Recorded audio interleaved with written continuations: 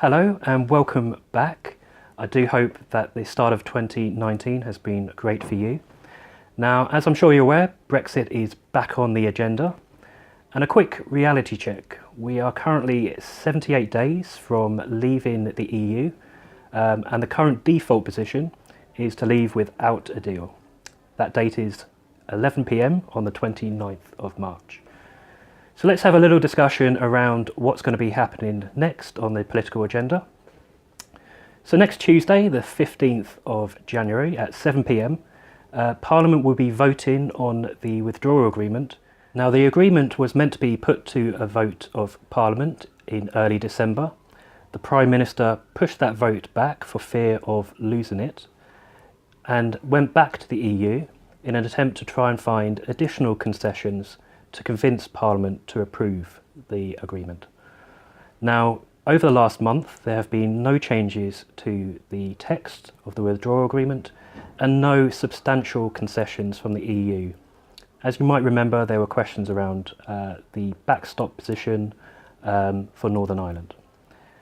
Now, in the vote next Tuesday, there are really three options. The first is that Parliament approve the agreement.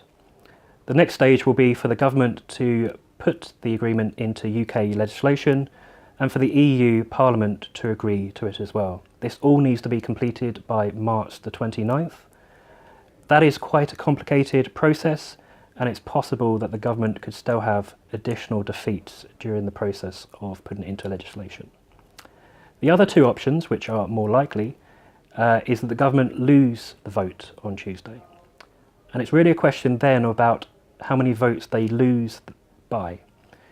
If the government lose by a handful of votes, the next stage will be for the Prime Minister to go back to the EU and to try and find additional concessions and bring the amendment back to Parliament for a vote again, probably towards the end of January.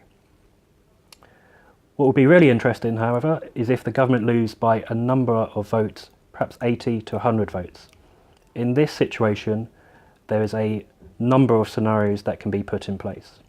It is likely that Labour will come back with a no confidence motion in the government, and in this situation the government could be forced out. There could be a general election, or there could be a push for a second referendum, or an alternative plan for what Brexit would mean for the UK.